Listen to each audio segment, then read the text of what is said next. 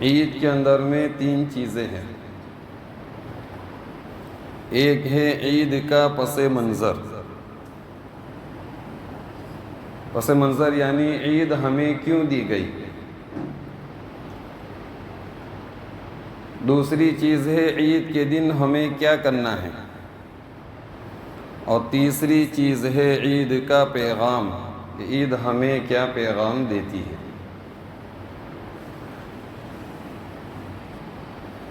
سب سے پہلی چیز، اللہ تبارک و تعالی نے ہمیں عید کیوں عطا فرمائی۔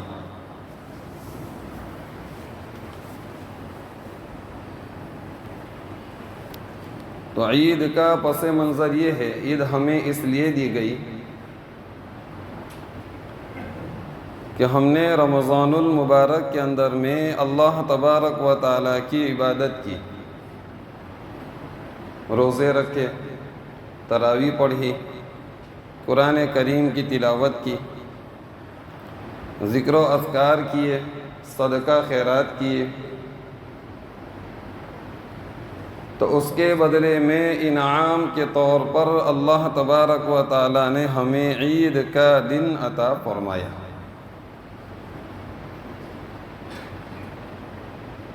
حدیث کے اندر میں آتا ہے، جس کا خلاصہ یہ ہے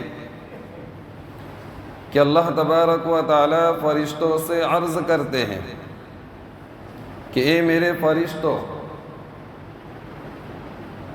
کیا مزدوری ہو اس شخص کی جو اپنا کام پورا ادا کر لے۔ تو فرشتہ یہ کہتے ہیں کہ اللہ، اس کو اس کی مزدوری پوری کی پوری دے دی جائے۔ تو اللہ تبارک و تعالیٰ کی طرف سے اعلان ہوتا ہے کہ میں نے انہیں بخش دیا، ان کی مغفرت کر دی، اور میں ان کی دعاؤں کو ضرور قبول کروں گا۔ تو عید کا دن یہ اللہ تبارک و تعالیٰ کی طرف سے انعام کا دن ہے، اس لیے عید کی رات کو کہا گیا لیلۃ الجوائز، کہ انعام کی رات ہے۔ تو عید کا دن یہ انعام کا دن ہے، اس لیے جب عید کا دن ہوتا ہے، حدیث کا خلاصہ بیان کر رہا ہوں، کہ جب عید کا دن ہوتا ہے تو فرشتے راستوں کے اوپر کھڑے ہو جاتے ہیں، چوراہوں کے اوپر کھڑے ہو جاتے ہیں، اور آواز لگاتے ہیں کہ اے مسلمانوں کی جماعت، اس رب کریم کی بارگاہ کی طرف چلو جو خیر سے نوازتا ہے۔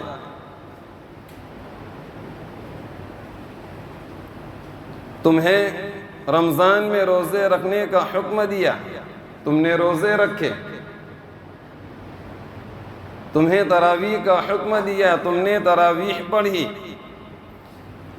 رمضان کے اندر میں اللہ تبارک و تعالیٰ کی عبادت کا حکم دیا، اور تم نے اللہ تبارک و تعالیٰ کی عبادت کی۔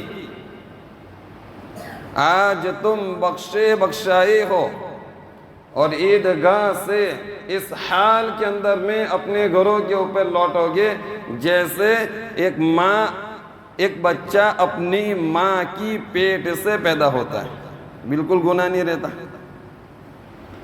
تو ایسے ہی جب ہم عید کی نماز پڑھ کے عید سے عیدگاہ سے جب ہم گھروں کو لوٹیں گے تو انشاءاللہ اس حالت کے اندر میں لوٹیں گے کہ ہمارے ضمن میں کوئی گناہ باقی نہیں رہے گا۔ لیکن اس کا تعلق حقوق اللہ سے، حقوق العباد سے نہیں، یہ بھی سن لو۔ کسی کا دل دکھایا، کسی کو گالی دی، کسی کے اوپر ظلم کیا، کسی کا حق دبایا، تو حقوق العباد کے اندر میں تو یہ قاعدہ کلیہ ہے کہ جب تک بندہ معاف نہیں کرے گا اللہ بھی معاف نہیں کریں گے۔ قیامت کے دن بھی حقوق اللہ یعنی اللہ کے حقوق تو اللہ معاف کر دے گا۔ نماز نہیں پڑھی ہوگی تو اللہ کہے چلو بندہ کوئی بات نہیں، نماز نہیں پڑھی، جا میں نے تجھے معاف کر دیا۔ روزے نہیں رکھے ہوں گے تو اللہ کہے گا جا میرے بندے تو نے روزے نہیں رکھے، میرا حق تھا میں نے معاف کر دیا۔ لیکن جہاں بندی کے حق کا تعلق آئے گا تو اس وقت اللہ تبارک و تعالیٰ یہ کہیں گے جا پہلے میرے بندے کے پاس جا، اگر میرا بندہ معاف کرے گا تو میں معاف کروں گا، نہیں تو معاف نہیں کروں گا۔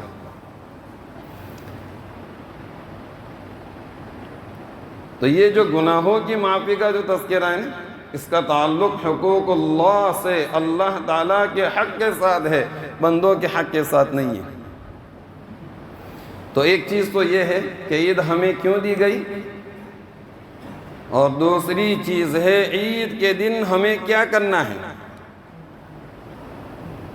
تو عید کے مسنون اعمال میں سے جیسے کہ مولانا نے جمعہ کے دن بیان فرمایا تھا، صبح جلدی اٹھ جاوے، غسل کرے، خوشبو لگاوے، عیدگاہ جاوے، عید کی نماز پڑھے، تکبیر پڑھتے ہوئے جائے، اگر عید الفطر ہے تو آہستہ آواز کے اندر میں تکبیر پڑھے، اللہ اکبر اللہ اکبر لا الہ الا اللہ واللہ اکبر اللہ اکبر وللہ الحمد۔ اور اگر بقرعید ہے تو بلند آواز سے زور سے تکبیر پڑھے، اللہ اکبر لا الہ الا اللہ واللہ اکبر وللہ الحمد۔ عید جو ہے بڑا مبارک دن ہے، اور عید کے دن جیسے دوسری قومیں، حدیث کے اندر میں آتا ہے، اللہ کے نبی صلی اللہ علیہ وسلم نے حدیث کے اندر میں آتا ہے کہ جب آپ صلی اللہ علیہ وسلم ہجرت کر کے مکہ سے مدینہ تشریف لے گئے تو وہاں جا کر کے دیکھا کہ لوگ سال میں 2 دن خوشی کے مناتے ہیں، لیکن اس خوشی کے موقع کے اوپر وہ ناچ گانے کرتے، کھیل کود کرتے، لہو و لعب کے اندر میں مشغول ہوتے۔ تو اللہ کے نبی صلی اللہ علیہ وسلم نے اس سلسلے کو ختم فرمایا، اور اس 2 دن کے بدلے میں 2 دن خوشی کے عطا فرمائے، ایک عطا فرمایا عید الفطر کا دن، اور ایک عطا فرمایا عید الاضحیٰ یعنی قربانی کا دن۔ اور اس دن کے اندر میں ہمیں زیادہ سے زیادہ عبادت کرنے کا حکم ہوا، کھیل کود کو ختم فرما دیا، ناچ گانے کو ختم فرما دیا۔ تو آج کے دن ہمیں اللہ کی عبادت کرنا ہے، اللہ کو راضی کرنا ہے، دعائیں مانگنی ہیں، اللہ تعالیٰ سے انعامات کو لینا ہے، اللہ تبارک و تعالیٰ کی خوشنودی کو لینا ہے، اور اللہ تبارک و تعالیٰ کی رضا کو لینا ہے۔ یہ نہ ہو کہ آج کے دن ہم دوسری قوموں کی طرح لہو و لعب کے اندر میں مشغول ہو گئے، ناچ گانوں کے اندر میں مشغول ہو گئے، جیسے عام طور پر ہم مسلمانوں کی عادت رہتی ہے، پورا مہینہ عبادت کریں گے، روزے بھی رکھیں گے، تراویح بھی پڑھیں گے، قرآن کریم کی تلاوت بھی کریں گے، اعتکاف کے اندر میں بھی بیٹھیں گے، لیکن جب عید کا دن آتا ہے تو سب سے پہلے تھیٹروں کے اندر میں چلے جاتے ہیں۔ تھیٹر میں نہیں جائیں گے تو کہیں ادھر ادھر گھومنے چلے جائیں گے، کہیں بیچ کے اوپر گھومنے چلے جائیں گے، یا کہیں دوسری جگہوں کے اوپر گھومنے چلے جائیں گے، اور ایسی جگہ گھومنے چلے جائیں گے جہاں فحاشی ہوتی ہے، گناہ کے کام ہوتے ہیں، ناچ گانے ہوتے ہیں، ایسی جگہ کے اوپر گھومنے چلے جاتے ہیں۔ اب اللہ کی طرف سے انعام لینے کا دن ہوتا ہے، اور آج کا مسلمان اللہ کی طرف سے اللہ کا غضب اور اللہ کے غصے کا شکار ہو جاتا ہے۔ تو آج کے دن لہو و لعب کے اندر میں مشغول نہ ہو، آج کے دن کھیل کودوں کے اندر میں مشغول نہ ہو، آج کے دن ناچ گانوں کے اندر میں مشغول نہ ہو، بلکہ آج کے دن اللہ کی عبادت کریں۔ اس لیے تو اللہ تبارک و تعالیٰ نے ہمیں عید کی نماز عطا فرمائی کہ بندہ عید کی نماز پڑھے۔ تو ایک کام کہ عید کے دن ہمیں کیا کرنا ہے، اور تیسری چیز عید ایک پیغام دے کر کے جاتی ہے، اور یہ پیغام کون سا ہے؟ عید یہ پیغام دے کر کے جاتی ہے کہ جس طریقے سے تم نے رمضان کے اندر میں روزے رکھے، عبادتیں کی، قرآن کریم کی تلاوت کی، نمازیں پڑھی، ذکر و اذکار کیے، صدقہ خیرات کیے، ایک دوسرے کی مدد کی، اب کہیں ایسا نہ ہو کہ عید چلی گئی، عید چلی گئی، رمضان چلی گئی، اور ہم نے عبادتیں چھوڑ دی۔ رمضان کے اندر میں تو الحمدللہ مسجدیں پھول تھی، نمازیوں کی تعداد میں بھی اضافہ تھا، لیکن جہاں عید آتی ہے اور رمضان ختم ہو جاتی ہے اسی دن سے مسجدیں خالی ہو جاتی ہے. اور کیا اللہ تبارک و تعالیٰ نے عبادتیں صرف رمضان کے لیے دی تھی یا عبادتیں صرف رمضان ہی کے اندر میں ہے؟ ہمیں نماز صرف رمضان ہی میں پڑھنی ہے، ہمیں قرآن کی تلاوت صرف رمضان ہی میں کرنی ہے، باقی دنوں میں نہیں کرنی ہے.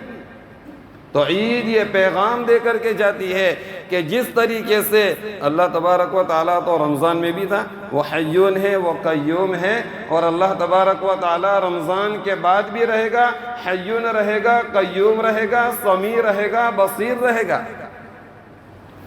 ہمارا مذہب دوسرے مذہبوں کی طرح نہیں ہے، اور ہمارا خدا دوسرے لوگوں کے خدا کی طرح نہیں ہے جو ایک وقت آنے کے بعد سو جاتا ہے اور ایک وقت سو کر کے پھر اٹھتا ہے. ہمارا خدا سو جاتا ہے کیا رمضان کے بعد؟ ہمارا خدا تو ہر آن ہر گھڑی ہر وقت جاگتا رہتا ہے، دیکھتا رہتا ہے، اسے اونگ بھی نہیں آتی، اسے ایک جھونکا بھی نہیں آتا. تو ہمارا خدا صرف رمضان تک کی نہیں ہے، ہمارا خدا تو ہمیشہ رہتا ہے، وہ تو ہمیشہ سے اور ہمیشہ رہے گا. لیکن افسوس ہمارے ذات کے اوپر، ہم مسلمانوں کے اعمال کے اوپر، ہم مسلمانوں کے حالات کے اوپر کہ ہم زبان سے تو نہیں کہتے لیکن ہمارے اعمال، ہمارا کردار اس بات کو بیان کرتے ہیں کہ رمضان کے بعد ہمارا خدا بھی دوسرے قوم اور دوسرے مذہبوں کی طرح سو جاتا ہے. ہم زبان سے تو نہیں کہتے لیکن ہمارے اعمال یہ بتاتے. اس لیے تو مسلمان رمضان کے بعد غائب ہو جاتا ہے. ہر وقت مسجد کے اندر میں رہنے والا، مسجد کے اندر میں بیٹھنے والا، عبادت کرنے والا، وہ بھی رمضان کے بعد غائب ہو جاتا ہے، جیسے رمضان کے بعد عبادت ہے ہی نہیں. تو عید یہ پیغام دے کر کے جاتی ہے کہ جس طریقے سے رمضان میں عبادت کی، روزے رکھے، ہم نے تراویح پڑھی اور ہم نے قرآن کریم کی تلاوت کی، ذکر و اذکار کی، ایک دوسرے کی مدد کی، ایک دوسرے کی خدمت کی، تو یہ سلسلہ رمضان کے بعد بھی چالو رہنا چاہیے. یہ نہیں ہے کہ رمضان چلی گئی اور ہماری عبادتیں ختم ہو گئی. اور عید ایک دوسرا پیغام یہ دے کر کے جاتی ہے کہ عید کا دن ہمیں موت کی یاد دلاتا ہے. عید کا دن ہمیں موت کی یاد دلاتا ہے کہ عید کے دن صبح میں انسان غسل کرتا ہے. ہم غسل کیے، سب نے غسل کیا، لیکن آج ہم نے خود غسل کیا، ہم نے خود اپنے جسموں کے اوپر پانی ڈالا، ہم نے خود اپنے بدن کے اوپر صابن لگایا. ایک دن ایسا آئے گا کہ تمہیں کوئی دوسرا غسل دے گا، تمہارے اندر خود غسل کرنے کی طاقت نہیں رہے گی، تمہیں غسل دیا جائے گا. ایک دن ایسا آئے گا. آج ہم نے خود اچھے کپڑے پہنے، لیکن ایک دن ایسا آئے گا کہ ہم خود کپڑے نہیں پہن پائیں گے بلکہ ہمیں کپڑا پہنایا جائے گا، کفن کا کپڑا پہنایا جائے گا. آج ہم خود چل کر کے مسجد کے اندر میں آئے، عید کی نماز پڑھنے کے لیے آئے، لیکن ایک دن ایسا آئے گا ہم خود چل کر کے نہیں آئیں گے بلکہ لوگ ہمیں گھر سے نکال کر لے جائیں گے اور ہماری نماز جنازہ پڑھیں گے، ہمیں قبر کے اندر میں ڈال دیں گے، اور ہمیشہ ہمیں اس کے لیے ہماری آنکھیں، ہمارا جسم یہ مٹی کے اندر میں مل جائے گا. عید یہ پیغام دے کر کے جاتا ہے کہ موت سے غافل نہ ہو جاؤ، ایک دن مرنا ہے اور قبر کے حوالے ہونا ہے. تو عید یہ پیغام دے کر کے جاتی ہے.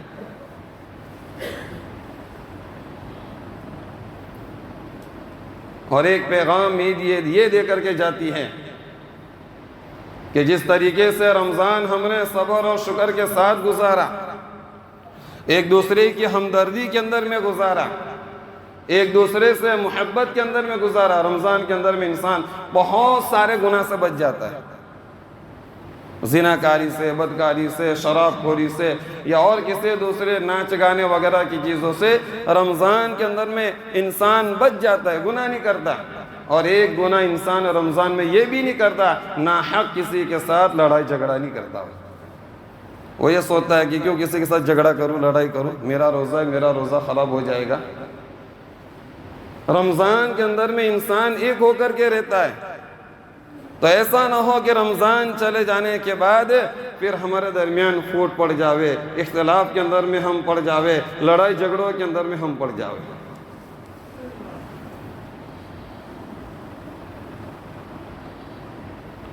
ہماری طاقت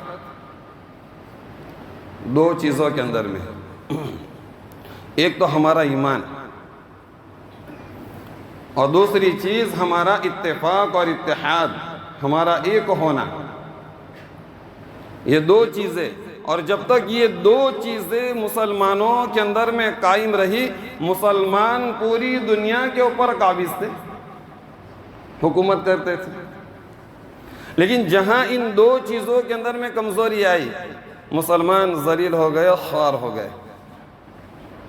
اندلس کے اندر میں 700 سال تک مسلمانوں کی حکومت رہی۔ کتنے سال تک؟ 700 سال تک وہاں اسلامی پرچم لہرایا، مسلمانوں کا جھنڈا لہرایا، 700 سال تک۔ لیکن ان کا زوال کب شروع ہوا؟ ان کا زوال اس وقت شروع ہوا، سب سے پہلی چیز ان کے عقیدے کے اندر میں کمزوری آ گئی۔ دوسری